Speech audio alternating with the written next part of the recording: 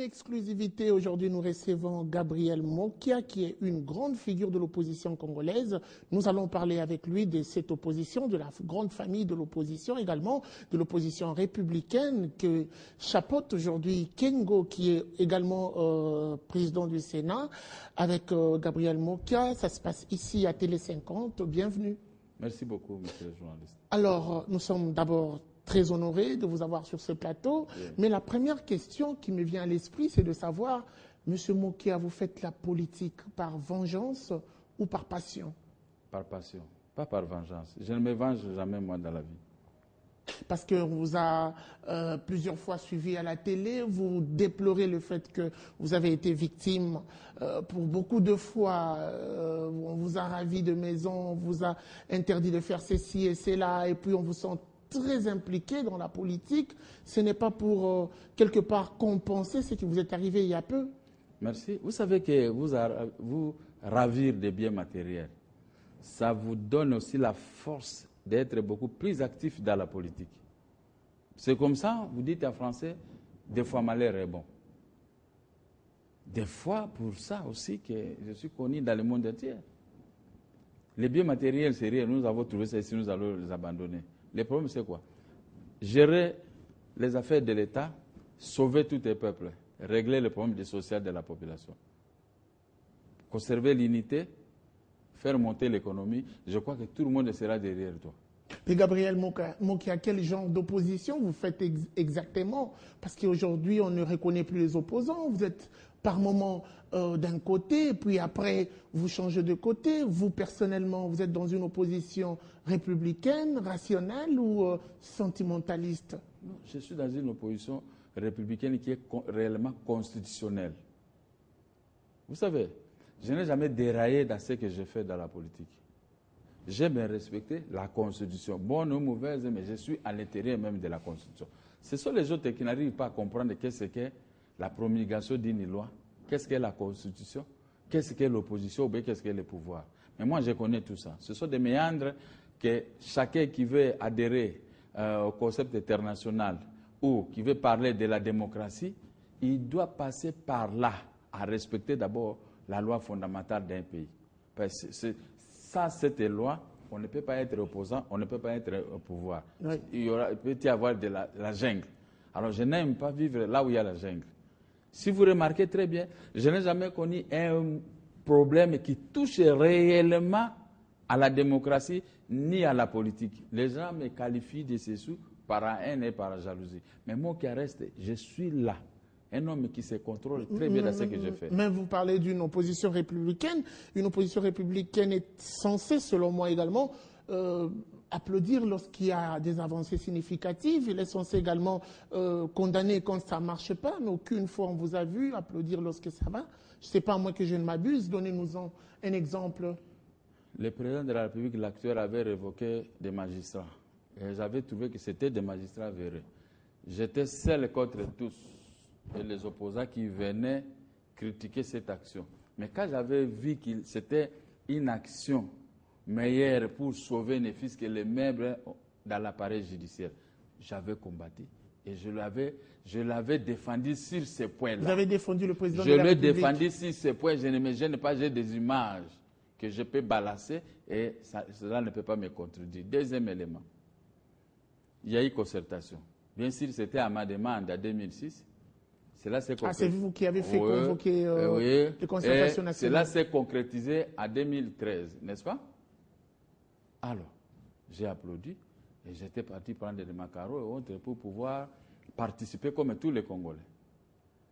Mais je me suis retiré pour des raisons personnelles. Ça peut autant critiquer qui que ce soit. Mais les résolutions de ces assises, je les ai endossées, mais j'attends seulement leurs applications et j'ai informer tout le monde que j'accepte tout ce qui a été dit parce que ça fait partie dans mon pays que moi aussi j'aspire à gérer demain. Voilà. D'où je ne peux pas tout contester. Et sur le plan reconstruction, vous applaudissez aussi? Des bonnes choses, comme le boulevard des 30, je dis oui, c'est bon. C'est bon. Mais j'ai formulé aussi mes contre-propositions. On peut faire ça en guiringiri. Bon, peut-être pendant mon époque. Peut-être pendant mon époque. Mais il faut quand même, pendant que nous vivons, Hein? On vit qu'une seule fois. Nous vivons. Je ne peux pas seulement attendre demain. On peut faire un guiringiri, Makala, Selembao, Kitamo. Partout, on peut faire ça parce qu'on peut toujours applaudir. Très bien. Il y a de bonnes choses. Ok, mais pourquoi, si vous reconnaissez quand même tous ces efforts consentis par le gouvernement, par le chef de l'État, Joseph Kabila Kabange, pourquoi ou de quoi êtes-vous exactement reproché? À tout moment, vous êtes en prison, à tout moment, vous êtes interpellé. Qu'est-ce que ces gens veulent de vous ou vous reprochent de quoi exactement? Tu sais, le succès politique conduit toujours quelqu'un à la mort. Partout dans le monde. Aux États-Unis, en Europe, quand vous avez un succès foudroyant, un succès politique, sachez que vous êtes toujours mal vu vis-à-vis de la population, pas mal la population, des autres leaders. Ce n'est pas trop prétentieux de votre part de dire que vous avez le succès politique? Oui, c'est le succès politique, c'est le peuple qui décide. Vous n'êtes pas jugé parti? Non, je dis c'est le peuple qui juge. Oui. Quand on sort de ce soir à la maison pour aller au travail, le nombre de personnes qui vous saluent le matin, cela prouve réellement que vous êtes un homme social, un homme aimé par cette population. Mais les gens trouvent ça un peu mauvais. Hein? Vous savez, moi j'ai eu des problèmes, c'est quoi? Si vous vérifiez dans toutes les images dont j'ai fait les arrestations, vous allez trouver que moi c'était un homme propre. On m'a arrêté peut-être pour besoin de la cause. Est-ce que moi, je suis un père de famille? Je suis un responsable. J'aspire que demain, je serai X. Je ne peux pas injurer. Demain, vous serez candidat de la République? Oui. Président de la République? Oui, je ne peux pas injurer un chef de l'État, ni un ministre, ni ceci. Mais je peux critiquer l'action d'un chef de l'État. C'est constitutionnel, non? Je peux critiquer l'action du gouvernement. Si base de la loi mère, les compléments de la loi mère que nous appelons la loi portant statut de l'opposition, dans son article 8, l'opposition politique a le devoir de critiquer l'action de l'exécutif. Dans les cas échéants, formuler des contre-propositions. Ça, c'est promulgué par un président de la République. Êtes-vous sûr, si demain vous postulez comme président de la République, le Congolais qui nous suivent à travers cette émission vous porteront crédit ou vous feront crédit? Oui. Sur base de quel... Mais quand moi je vous dis que je vais payer un Congolais à partir de $300, qui peut refuser ça? Ce n'est pas de la démagogie. Attendez, quand je vous dis que demain, si je suis dans ces postes, il n'y aura pas trop d'arrestations des Congolais. Il y a eu 8 millions de Congolais morts, donc on doit diminuer l'intensité des morts dans notre pays. Qui peut refuser ça?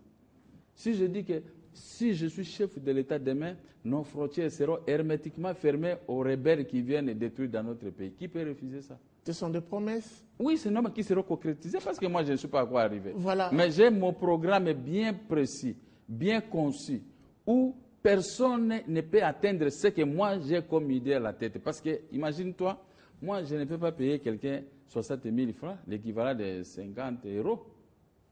Il y a des ramifications, l'électricité, l'eau à payer, le malade, l'enfant, il a 2 ou 3, 4, 5 enfants, il faut payer les transports, toi-même tu dois manger du premier transport. Voilà, ce genre de mécanismes, tout ce que je souhaite vous dire, à moins que vous ayez un cœur vraiment de crocodile pour ne pas accepter ce que je souhaite dire. Certains vous reprochent de vouloir faire la politique justement pour vouloir, permettez-moi la redondance, récupérer tout ce qui vous a été ravi. On parle là d'immobilier. Gabriel Mokaya veut faire de la politique un parapluie. Est-ce vrai? Quand on reproche aux autres qu'il se faut corrompre, mais moi, on ne m'a jamais reproché de la corruption. Parce que les Congolaises et les Congolais, ils savent qui est Gabriel Mokia. Moi, je reproche au pouvoir, pas ce pouvoir, au pouvoir passé, de m'avoir arraché le total et l'équivalent de 25 millions de dollars. Imagine-toi, je rêve à récupérer mes 25 millions de dollars, mais je ne rêve pas à avoir 100 000 $ ou 10 000 $. Pourquoi vous avez l'impression d'asseoir cela sur le pouvoir? Il n'y a pas un individu que vous condamnez personnellement de vous avoir fait autant de mal? Oui, l'individu, c'est moins Congolais. Ce n'est pas ses pouvoirs ici. C'est lui. Il était tout puissant ministre, un ministre arrogant, hautain. Il avait brisé. Je n'ai jamais vu un ministre de la justice comme celui-là. Ce sont des gens qui ont conduit le roi de Joseph Kabila dans ce qui lui est arrivé. Parce que quand on a pris le pouvoir, on est censé être à bon terme avec les peuples, les habitants de ces pays que vous êtes venus gouverner. Quand vous êtes ministre de la justice, vous ne pouvez pas être trop méchant. Vous savez, la parole des chefs, c'est quoi? La parole des chefs, c'est la mort. Quand un chef vous dit on va te tuer, c'est comme Dieu. Il y a un président de la République qui est comme Dieu, et il y a aussi Dieu lui-même, le Père, qui chapeaute. Alors, moi, j'ai compris dans ma vie comme ça. Il y a une force qui nous regarde. Donc, cette force ne peut pas me permettre de commettre trop d'abus si je suis au pouvoir, même si je ne suis pas au pouvoir. Alors, un type comme moi, j'ai commencé le commerce de café à 500 ou 1000 dollars. Mais aujourd'hui, je vous parle de l'équivalent à peu près de 25 millions de dollars. C'est-à-dire que j'ai la capacité de gérer toute une nation. Ok, cette nation sous ma coupe, je ne peux pas élaborer un petit budget de 4 ou 5 millions de dollars. Donc, je suis pour mon honneur, mon prestige personnel. Avec tout ce que nous avons dans notre pays, mon budget peut dépasser 70 milliards de dollars. Reste à vérifier. Alors, oui, nous allons... oui, vous savez, des fois, vous ne nous laissez pas parler. Oui. Il y a plusieurs domaines ici que moi, je peux exploiter. Oui. Vous serez dans la joie et moi aussi. Création d'emplois, il n'y aura pas création d'emplois pour vendre les cartes prépayées dans les grandes avenues, un universitaire. Moi, je vais créer des emplois propres où tout Congolais trouvera son compte. Au contraire, je ferai, vous voyez, les Libyens avec le pétrole. Ouais. Mais vous connaissez les grèves que faisaient les étudiants libyens? En Libye, si vous attendez des grèves, c'est manque de parking ou garer les voitures par des étudiants. Voilà, nous allons rester... Hein? Alors, c'est que vous avez la chance au pays que demain, pas aujourd'hui, demain, avoir un tel type. Où vous allez, on vous propose un travail même de 2000 ou 1500 dollars par mois, vous refusez. Encore que les Congolais ne se sont pas encore prononcés, donc nous avons peut-être à aller dans le même sens que vous, si seulement la population pourrait courir après vous pour dire c'est vraiment Gabriel Mokia qui est la personne. Mais ma question plutôt c'est de savoir... Il ne faut pas suivre les gens qui viennent pour pouvoir critiquer ce qui est meilleur. Ouais. On jette la pierre qui est dans... l'arbre qui porte quoi? Des bons fruits. Voilà. Moi, je porte des bons fruits. Gabriel... Ce n'est que normal que ceux qui ne seront pas capables pour m'atteindre, qui ne sont pas les monotères de Gabriel Mokia, ils peuvent raconter du n'importe quoi. Mais je suis une autre personne. Monsieur Gabriel Mokia, je l'ai dit au départ que vous étiez une grande figure de l'opposition congolaise. Je le récapitule d'ailleurs. Et puis, j'aimerais savoir si aujourd'hui, que représente cette opposition pour vous? Y a-t-il encore une valeur, une fierté d'appartenir à cette grande famille qui est l'opposition? Vous savez, je peux vous ramener en 1974. J'étais là au stade Tata Raphaël, le combat Mohamed Ali et Georges Foreman.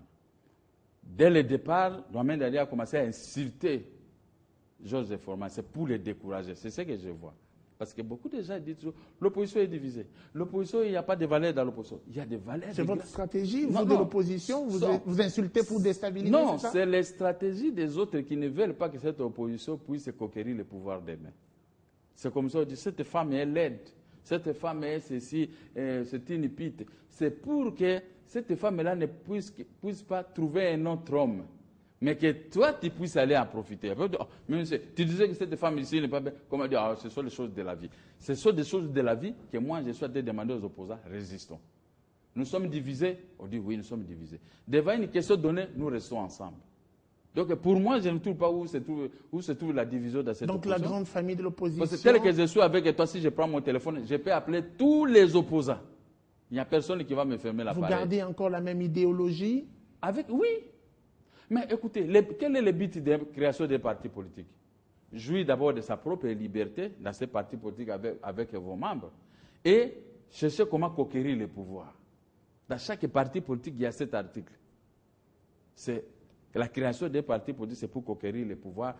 Moi, j'ajoute par des voies démocratiques, bien sûr. Mais il y a la population. Parce que les voies des armes, on a vu les limites. Il y a la population qui vous reproche d'être par moments instrumentalisée. Par qui? Une opposition versatile. Par qui? Parce qu'on n'aime pas. Si aujourd'hui, on demande les entreprises publiques de l'État sont en faillite, vous allez dire que ça, c'est une opposition versatile. Parce que ça, c'est une réalité. C'est une évidence que tout le monde doit y plonger, mettre sa tête pour regarder quelle est la société. On voit, telle société, à 14 mois, n'a jamais payé son personnel. Donc, c'est une faillite. Mais si un opposant tombe sur une telle information après vérification, parce qu'on a des villes qui parlent des informations,